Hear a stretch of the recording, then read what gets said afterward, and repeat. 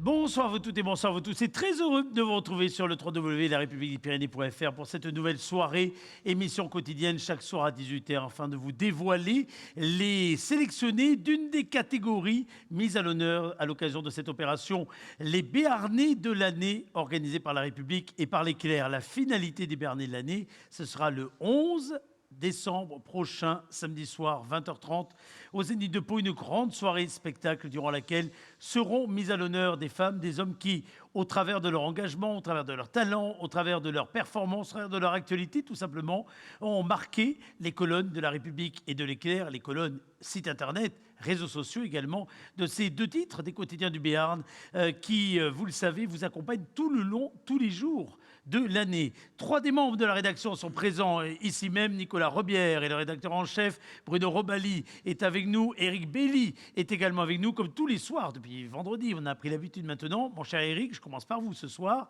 On va découvrir 8 sélectionnés qui ont fait l'actualité dans l'année. Comment est-ce que vous avez choisi ces 8 personnalités qui sont soumises au vote du jury, au vote du public d'abord, puis un vote d'un jury souverain, celui constitué des partenaires de cette opération, dont le nom s'affiche, vous le savez, juste au départ du générique. Alors, cela va vous paraître tout bête en lisant le journal, tout simplement. Ah, parce que vous lisez le journal? Ça m'arrive. Ah ben, je t'en félicite. Tous les matins, on parcourt le journal pour repérer ces portraits, ces itinéraires, ces initiatives, ces engagements, et on les met de côté. Puis au mois de septembre, on commence un petit peu à essayer de sélectionner ceux qui nous paraissent les plus intéressants, pour les soumettre au vote de nos internautes. Justement, Bruno Robali, le vote des internautes, il s'ouvre tous les soirs lorsqu'on découvre, en avant-première en quelque sorte, durant cette émission, avec le papier qui va avec la liste des sélectionnés. Chaque jour, il faut voter pour celles et ceux que l'on soutient dans sa catégorie. Ce qu'il y a d'important à dire, c'est que le vote, quelque part, compte double pour la catégorie et puis pour le trophée final. Oui, parce qu'il y a un trophée final où les personnes, quelle que soit la catégorie, qui obtiendront le plus grand nombre de voix, les 8 meilleurs, on va dire, de toutes les catégories, seront sélectionnés pour intégrer le vote final, le top 8. Du top, quoi. Exactement. Et donc, c'est important d'inviter nos lecteurs à voter. C'est vrai qu'on a quand même présenté des Béarnais qui nous ont tous touchés, d'une manière ou d'une autre, et qui témoignent de la vitalité de notre territoire. Et c'est vrai que tous les ans, on s'aperçoit que ça match, que les gens sont là, il y a de nombreux votes, il y a aussi de nombreuses personnes au Zénith de Pau, pas l'année dernière puisqu'on a été un peu privé, mais lors de la première édition, ça avait été un gros succès, donc je fais aussi un peu d'autopromo. Mais vous êtes là pour ça, voilà. Allez sur le site internet de la République des Pyrénées pour vous inscrire pour la soirée du 11 décembre. Vous pouvez faire aussi le 11 janvier, mais on n'est pas sûr. Non, donc faites directement le 11 décembre. Le 11 décembre, vous vous inscrivez. Un petit formulaire encore. Attention, c'est gratuit l'entrée. Donc c'est un spectacle parce qu'il y a des groupes qui vont jouer. Il y a Meurède, la comédie musicale. Je vais t'aimer. Donc Je vais t'aimer. Mais regardez pas comme ça quand vous dites ça. Mais enfin, c'est le nom de la comédie musicale, un hommage à Michel Sardou. Vous pourriez être un peu solidaire, c'est le titre de la catégorie du jour. Allez-y. Donc inscrivez-vous. Le nombre de places est limité. C'est gratuit. Le nombre de places est limité. Donc les premiers arrivés sont certains d'avoir leur place.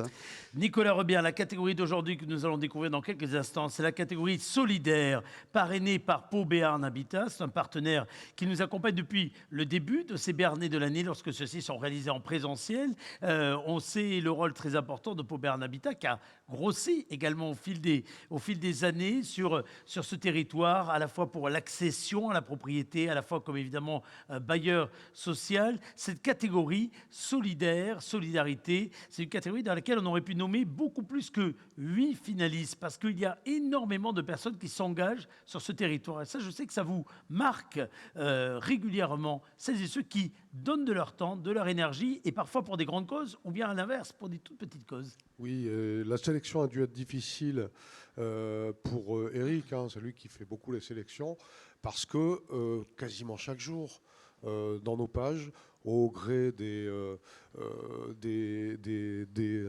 pages et des secteurs du Béarn et de la Soule, on a régulièrement des gens qui sont mis en avant pour se mobiliser pour le Téléthon, pour se mobiliser pour telle cause ou telle cause. Donc c'est vraiment une des catégories où finalement on aurait pu avoir énormément de nommés, mais il faut faire des choix. Je trouve que ce sont de très bons choix et surtout on voit la diversité finalement de l'engagement de nos concitoyens en Béarn et Soule. Cette catégorie-là montre vraiment combien des gens prennent de leur temps pour les autres. Jingle, et on découvre enfin les 8 finalistes dans cette catégorie. Allons-y.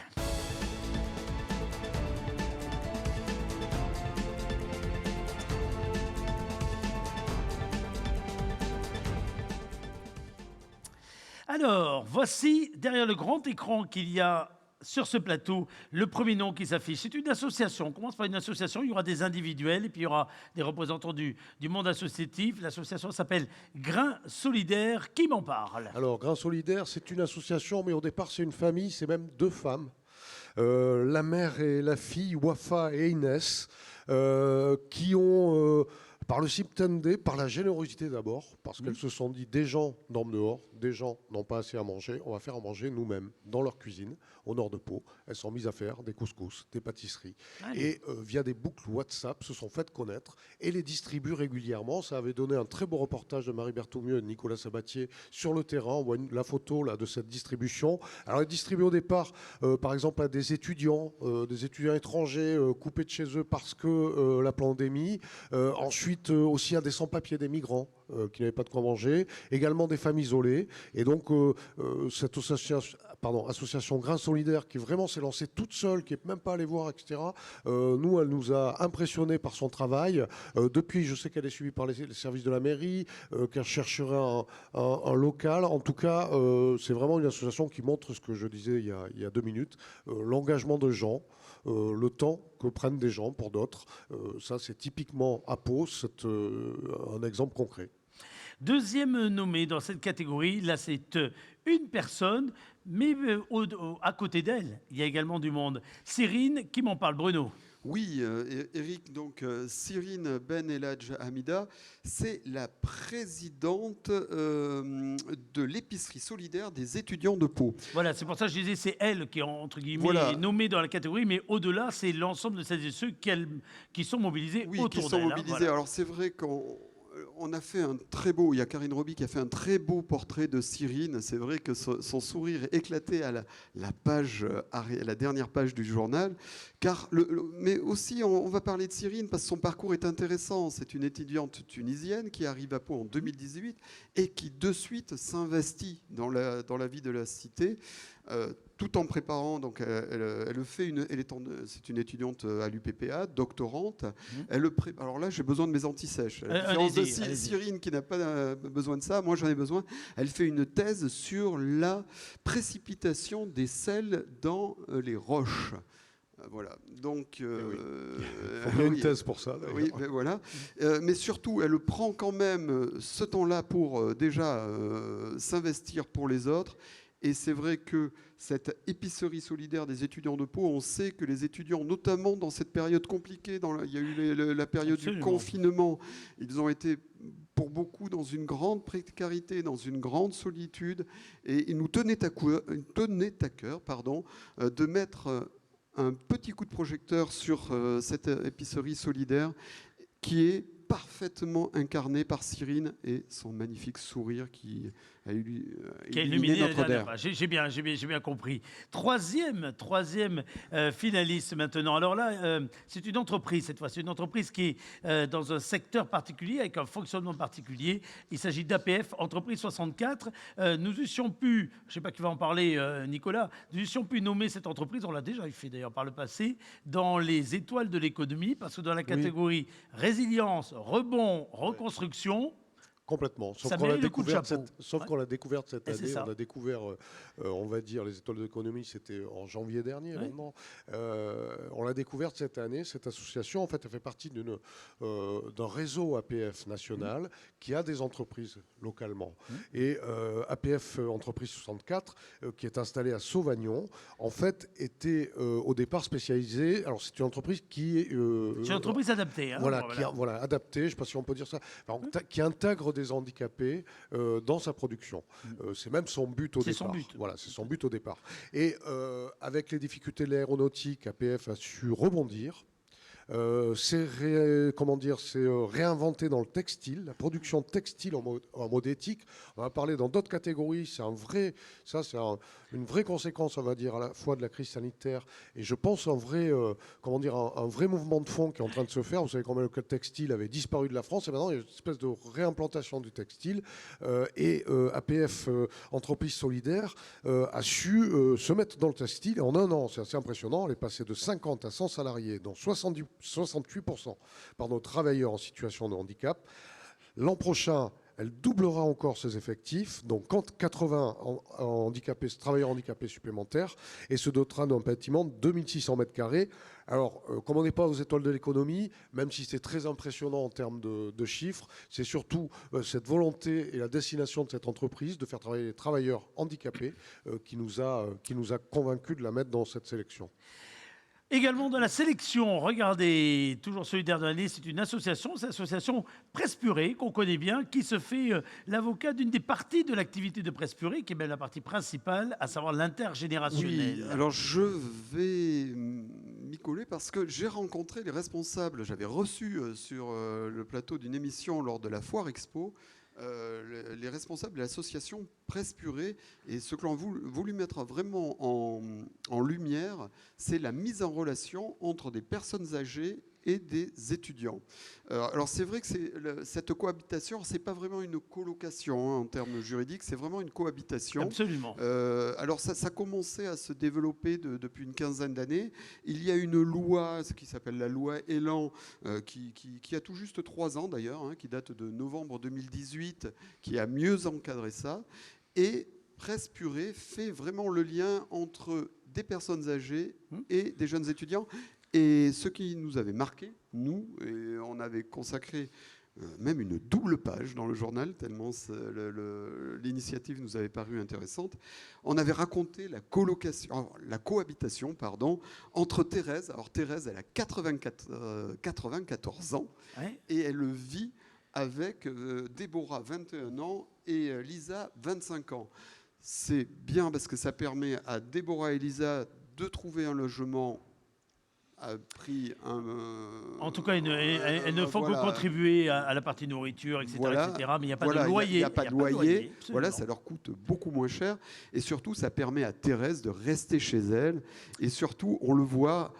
donc, vous allez voir sous la vidéo, il y aura un article et on rentre dans leur vie de tous les jours et c'est vraiment quelque chose d'assez magique. Le maquillage, etc., etc. C'était une vraie belle histoire et Presse Purée, justement, permet d'avoir de belles histoires. Absolument, il fait l'interconnexion. Elle fait le lien. Absolument, il fait l'interconnexion avec la sécurité qu'il y a également derrière dans la mise en relation des uns avec les autres. Évidemment, c'est contractualisé. Absolument. Ensuite, Marc Pardaillan et surtout C'est possible. Alors je dis surtout parce qu'on connaît Marc Pardaillan qui...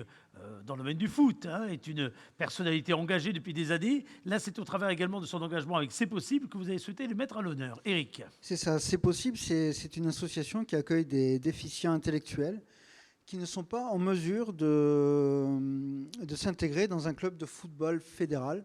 Et donc là, qui trouvent un cadre idéal pour pratiquer cette activité qui, pour eux, est un vecteur d'équilibre fondamental. Marc Pardeillan a répondu à l'appel de l'association et de son initiateur disparu aujourd'hui, Raphaël Macias, il y a 4 ans. Raphaël Macias était un véritable précurseur en matière de football adapté. Il avait commencé par constituer une équipe à Gelos avant de créer cette association. Il travaillait, lui, pour sa part, à l'hôpital psychiatrique de Pau. Voilà, que dire de plus? Ils s'entraînent le lundi soir sur le terrain Paul Escudé. Ils ont un championnat dédié et l'équipe paloise a même terminé l'an passé en finale du championnat de France de futsal. Vous avez été très complet. C'est possible, nommé dans cette catégorie finaliste une autre association. On change totalement de domaine. Les Petits Bouts de Laine. Alors, qu'est-ce qu'elles font, celles qui sont au cœur de cette association, les Petits Bouts de Laine? Qui m'en parle? C'est moi. Il fallait un spécialiste de la layette. Allez-y. C'est ça. C'est une candidature que j'aime beaucoup. Ce sont des mamies tricoteuses. Au départ, elles étaient 3, réunies autour de Marina Serva. Aujourd'hui, elles sont une 15aine. Et en fait, le but de l'association, c'est de créer des bonnets, des vêtements, des couvertures pour les bébés prématurés. Il faut savoir que ce sont des articles qu'on trouve très difficilement et qui correspondent à un vrai besoin. Oui. Et donc, elles alimentent des hôpitaux et des centres de soins de tout le secteur. Alors, Marina Serva a eu cette idée parce qu'il y a longtemps, elle a eu elle-même un bébé prématuré. Il a bien grandi depuis. Il s'appelle Clément Serva. Il est devenu conseiller départemental. Ils cherchent toujours des bénévoles, donc il faut avoir un bon niveau en tricot, donc vous pouvez postuler, Eric. Mais c'est connu, et évidemment. Je file, par contre, sur la prochaine catégorie, ou du moins sur le prochain nommé. C'est l'association CODI. Alors, c'est l'association et c'est également celles et ceux qui s'engagent pour cette association bien connue du monde sportif. Et parmi eux, il y avait Nicolas, la section qui avait lancé, alors qu'on était confinés, que les stades étaient vide, oui. Devait rester vide, une opération sympa pour le fameux derby qui d'habitude remplit le hameau. Alors c'est à la fois comment dire, c'était plutôt le stade de Bayonne. C'était à Bayonne, c'était en section. Ah non, vous avez raison. Non, c'était un faux, ça. Oui. Section Bayonne en revanche. Absolument, voilà, c'est ça. C'est à la fois cette opération et à la fois l'association, parce que l'histoire de l'asso commence quand même par un drame. Voilà, c'est Cody Casadebé, c'était un jeune espoir, enfin c'est un jeune junior de la section paloise qui se bat contre un cancer et qui à l'aube de ses 18 ans, décède. C'est assez terrible que ça commence très. Et ses parents se sont finalement mobilisés, se sont dit on va aider à la fois les enfants dans les hôpitaux, on va aider. Et donc ils ont eu cette idée de l'association Cody Cœur de Champion, l'idée de créer ces droppies, c'était ces nounours que vous voyez au premier plan, là ça c'est le père de Cody Casadebé, et ces nounours, un peu comme les ours de Gobelin là à Paris, c'est très à la mode, on les a mis dans le stade du hameau et ils ont servi de spectateurs à ce match dont je ne me souviens d'ailleurs pas du score ni du résultat, je ne sais pas si vous vous en souvenez. Non. En tout cas, le résultat de l'opération, il est important parce qu'ils mettaient en vente ces ours, 20 €. Il y en a 1200 qui ont été vendus et ensuite qui ont été distribués dans divers services pédiatriques, mais de la France entière, parce qu'il y a une solidarité au-delà de la section du monde du rugby autour de cet assaut et de son action. Voilà donc pour cette sélection. Il nous reste à parler de Josiane. Josiane Dubois, c'est une habitante de Sarcastet. Qui m'en parle? C'est pour vous, ça, Eric? C'est encore pour moi. J'ai tenu absolument à ce qu'elle soit dans cette catégorie parce qu'elle représente pour moi la solidarité à l'échelle communale. Cette solidarité quotidienne, sans des personnes comme elle n'existerait pas. Alors elle l'a mis en œuvre à Sercastet. Elle est née au Havre en 1935 et a dû fuir avec sa famille pendant la Seconde Guerre mondiale les bombardements. Et c'est peut-être de ces épisodes un petit peu, enfin carrément douloureux même, qu'elle tire une combativité et une volonté d'aider les autres. Et cette volonté, elle l'a mis en œuvre toute sa vie à travers ses engagements bénévoles, son humanisme, sa générosité, cheville ouvrière du Téléthon local pendant 20 ans. Elle est aussi engagée au Centre communal d'action sociale. Elle a eu des actions pour la banque alimentaire, pour le jumelage auprès des anciens combattants. Une très belle incarnation, je le disais, de la solidarité communale au quotidien. Absolument. Voici donc maintenant le visage résumé de ces 8 portraits que l'on retrouvera demain dans les colonnes de La République et de l'Éclair. Dessous cette vidéo, vous avez en ce moment même des liens vous permettant d'aller fouiller un peu plus dans le contenu de ces belles histoires, celle de Cyrine, de l'association Presse Purée, de Grains Solidaires, de l'entreprise APF 64, de l'association Cody, Cœur de Champion, les petits bouts de laine, c'est possible. Et puis donc l'engagement de Josiane Dubois qui incarne quelque part cet engagement communal. Vous le rappeliez il y a quelques instants, mon cher Éric. Vous votez le plus vite possible. Là, maintenant, soudain, ou bien demain matin à la lecture de ce papier, vous allez au bureau demain vous inviter à soutenir la candidature des uns et des autres. Votre voix a de l'importance, notamment parce qu'elle permettra à l'une ou l'un de ces finalistes d'être, pourquoi pas, dans le Final 8 avec l'ensemble de celles et ceux qui vont concourir au trophée du Béarnais de l'année, parrainé par la Banque Pouyanne. Ça sera donc au Zénith de Pau. Réservez vos places. Il est encore temps. www.larepubliquedupyrénées.fr, Meurez-Aide, Je vais t'aimer, la troupe autour de Michel Sardou, et puis de nombreuses autres surprises, notamment les talents de l'année, les 2 groupes ou individuels qui seront sélectionnés pour jouer sur la scène du Zénith et mettre le feu. Bonne soirée à vous tous. Rendez-vous demain. Demain, ça sera Anne qui vous accompagnera. Messieurs, on vous laisse au repos. Par contre, Eric est là tous les jours. Et à partir de demain, nous ouvrirons le calendrier de l'Avent parce que nous serons le premier demain. Donc, ça sera la première fenêtre. Allez, à demain.